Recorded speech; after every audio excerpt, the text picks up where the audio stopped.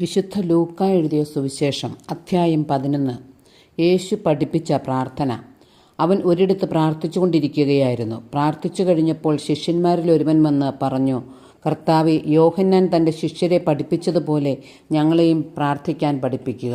അവൻ അരുളിച്ചെയ്തു, നിങ്ങൾ ഇങ്ങനെ പ്രാർത്ഥിക്കുവിൻ: പിതാവേ, അങ്ങയുടെ നാമം പൂജിതമാകണമേ, അങ്ങയുടെ രാജ്യം വരണമേ, അന്നന്ന് വേണ്ട ആഹാരം ഓരോ ദിവസവും ഞങ്ങൾക്ക് നൽകണമേ, ഞങ്ങളുടെ പാപങ്ങൾ ഞങ്ങളോട് ക്ഷമിക്കണമേ, എന്തെന്നാൽ ഞങ്ങളുടെ കടക്കാരോട് ഞങ്ങൾ ക്ഷമിക്കുന്നു, ഞങ്ങളെ പ്രലോഭനത്തിൽ ഉൾപ്പെടുത്തരുതേ. പ്രാർത്ഥനയുടെ ശക്തി. അവൻ അവരോട് പറഞ്ഞു, നിങ്ങളിൽ ഒരുവന് ഒരു സ്നേഹിതനുണ്ടെന്നിരിക്കട്ടെ. അർദ്ധരാത്രി അവൻ്റെ അടുത്തു ചെന്ന് അവൻ പറയുന്നു, സ്നേഹിത, എനിക്ക് 3 അപ്പം വായ്പ തരിക. ഒരു സ്നേഹിതൻ യാത്രാമധ്യേ അവൻ്റെ അടുക്കൽ വന്നിരിക്കുന്നു. അവന് കൊടുക്കാൻ എനിക്കൊന്നുമില്ല. അപ്പോൾ അവൻ്റെ സ്നേഹിതൻ അകത്തുനിന്ന് മറുപടി പറയുന്നു, എന്നെ ഉപദ്രവിക്കരുത്, കതകടച്ചു കഴിഞ്ഞു, എൻ്റെ കുഞ്ഞുങ്ങളും എൻ്റെ കൂടെ കിടക്കയിലാണ്, എഴുന്നേറ്റ് നിനക്ക് ഒന്നും തരാൻ സാധിക്കുകയില്ല. ഞാൻ നിങ്ങളോട് പറയുന്നു, അവൻ സ്നേഹിതനാണ് എന്നതിൻ്റെ പേരിൽ അവന് ഒന്നും കൊടുക്കുകയില്ലെങ്കിൽ തന്നെ നിർബന്ധനിമിത്തം എഴുന്നേറ്റ് അവന് വേണ്ടത് നൽകും. ഞാൻ നിങ്ങളോട് പറയുന്നു, ചോദിക്കുവിൻ, നിങ്ങൾക്ക് ലഭിക്കും; അന്വേഷിക്കുവിൻ, നിങ്ങൾ കണ്ടെത്തും; മുട്ടുവിൻ, നിങ്ങൾക്ക് തുറന്നു കിട്ടും. എന്തെന്നാൽ ചോദിക്കുന്ന ഏവനും ലഭിക്കുന്നു, അന്വേഷിക്കുന്നവൻ കണ്ടെത്തുന്നു, മുട്ടുന്നവന് തുറന്നു കിട്ടുകയും ചെയ്യുന്നു.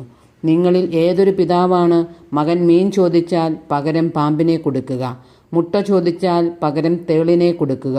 മക്കൾക്ക് നല്ല ദാനങ്ങൾ നൽകാൻ ദുഷ്ടരായി നിങ്ങൾക്ക് അറിയാമെങ്കിൽ സ്വർഗസ്ഥനായ പിതാവ് തന്നോട് ചോദിക്കുന്നവർക്ക് എത്രയധികമായി പരിശുദ്ധാത്മാവിനെ നൽകുകയില്ല. യേശുവും ബേൽസെബൂലും. അവൻ ഊമനായ ഒരു പിശാചിനെ ബഹിഷ്കരിക്കുകയായിരുന്നു. പിശാച് പുറത്തുപോയപ്പോൾ ആ ഊമൻ സംസാരിച്ചു. ജനങ്ങൾ അത്ഭുതപ്പെട്ടു. അവരിൽ ചിലർ പറഞ്ഞു, അവൻ പിശാചുക്കളുടെ തലവനായ ബേൽസെബൂലിനെ കൊണ്ടാണ് പിശാചുക്കളെ ബഹിഷ്കരിക്കുന്നത്. വേറെ ചിലർ അവനെ പരീക്ഷിക്കുവാൻ സ്വർഗത്തിൽ നിന്ന് ഒരടയാളം അവനോട് ആവശ്യപ്പെട്ടു. അവരുടെ വിചാരങ്ങൾ അറിഞ്ഞുകൊണ്ട് അവൻ പറഞ്ഞു, അന്തഛിദ്രമുള്ള രാജ്യം നശിച്ചു പോകും, അന്തഛിദ്രമുള്ള ഭവനവും വീണുപോകും. സാത്താൻ തനിക്ക് തന്നെ എതിരായി ഭിന്നിച്ചാൽ അവൻ്റെ രാജ്യം എങ്ങനെ നിലനിൽക്കും? ഞാൻ ബേൽസെബൂലിനെ കൊണ്ട് പിശാചുക്കളെ പുറത്താക്കുന്നു എന്ന് നിങ്ങൾ പറയുന്നു.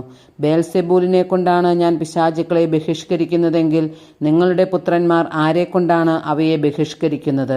അതുകൊണ്ട് അവർ നിങ്ങളുടെ വിധികർത്താക്കളായിരിക്കും. എന്നാൽ ദൈവകരം കൊണ്ടാണ് ഞാൻ പിശാചുക്കളെ പുറത്താക്കുന്നതെങ്കിൽ ദൈവരാജ്യം നിങ്ങളുടെ ഇടയിൽ വന്നു കഴിഞ്ഞിരിക്കുന്നു. ശക്തൻ ആയുധധാരിയായി തൻ്റെ കൊട്ടാരത്തിന് കാവൽ നിൽക്കുമ്പോൾ അവൻ്റെ വസ്തുക്കൾ സുരക്ഷിതമാണ്. എന്നാൽ കൂടുതൽ ശക്തനായ ഒരുവൻ അവനെ ആക്രമിച്ച് കീഴ്പ്പെടുത്തിയാൽ അവൻ ആശ്രയിച്ചിരുന്ന ആയുധങ്ങൾ മറ്റവൻ അപഹരിക്കുകയും കൊള്ള മുതൽ ഭാഗിച്ചെടുക്കുകയും ചെയ്യും. എന്നോടുകൂടെ അല്ലാത്തവൻ എനിക്ക് എതിരാണ്, എന്നോടുകൂടെ ശേഖരിക്കാത്തവൻ ചിതറിച്ചു കളയുന്നു. അശുദ്ധാത്മാവിൻ്റെ തിരിച്ചുവരവ്. അശുദ്ധാത്മാവ് ഒരുവനെ വിട്ടുപോയാൽ വരണ്ട സ്ഥലങ്ങളിലൂടെ ആശ്വാസം തേടി അലഞ്ഞു നടക്കും. കണ്ടെത്താതെ വരുമ്പോൾ അവൻ പറയുന്നു, ഇറങ്ങിപ്പോന്ന ഭവനത്തിലേക്ക് തന്നെ ഞാൻ തിരിച്ചു ചെല്ലും. തിരിച്ചു വരുമ്പോൾ ആ വീട് അടിച്ചുവാരി സജ്ജീകരിക്കപ്പെട്ടതായി കാണുന്നു. അപ്പോൾ അവൻ പോയി തന്നേക്കാൾ ദുഷ്ടരായ മറ്റ് 7 അശുദ്ധാത്മാക്കളെ കൂടി കൊണ്ടുവന്ന് അവിടെ പ്രവേശിച്ച് വാസമുറപ്പിക്കുന്നു. അങ്ങനെ ആ മനുഷ്യൻ്റെ സ്ഥിതി ആദ്യത്തേതിനേക്കാൾ മോശമായി തീരുന്നു. മഹത്തായ ഭാഗ്യം. അവൻ ഇത് അരുളി ചെയ്തുകൊണ്ടിരിക്കുമ്പോൾ ജനക്കൂട്ടത്തിൽ നിന്ന് ഒരു സ്ത്രീ ഉച്ചത്തിൽ അവനോട് പറഞ്ഞു, നിന്നെ വഹിച്ച ഉദരവും നിന്നെ പാലൂട്ടിയ മുലകളും ഭാഗ്യമുള്ളവ. അവൻ പറഞ്ഞു, ദൈവവചനം കേട്ട് അത് പാലിക്കുന്നവർ കൂടുതൽ ഭാഗ്യവാന്മാർ. യോനായുടെ അടയാളം. ജനക്കൂട്ടം വർദ്ധിച്ചു വന്നപ്പോൾ അവൻ പറഞ്ഞു തുടങ്ങി, ഈ തലമുറ ദുഷിച്ച തലമുറയാണ്, ഇത് അടയാളം അന്വേഷിക്കുന്നു. എന്നാൽ യോനായുടെ അടയാളമല്ലാതെ മറ്റൊരടയാളവും നൽകപ്പെടുകയില്ല. യോന നിനവേക്കാർക്ക് അടയാളമായിരുന്നതുപോലെ മനുഷ്യപുത്രൻ ഈ തലമുറയ്ക്കും അടയാളമായിരിക്കും. ദക്ഷിണദേശത്തെ രാജ്ഞി വിധി ദിനത്തിൽ ഈ തലമുറയിലെ ജനങ്ങളോടൊപ്പം ഉയർപ്പിക്കപ്പെടുകയും ഇതിനെ കുറ്റം വിധിക്കുകയും ചെയ്യും. എന്തെന്നാൽ സോളമൻ്റെ വിജ്ഞാനം ശ്രവിക്കാൻ അവൾ ഭൂമിയുടെ അതിർത്തിയിൽ നിന്ന് വന്നു.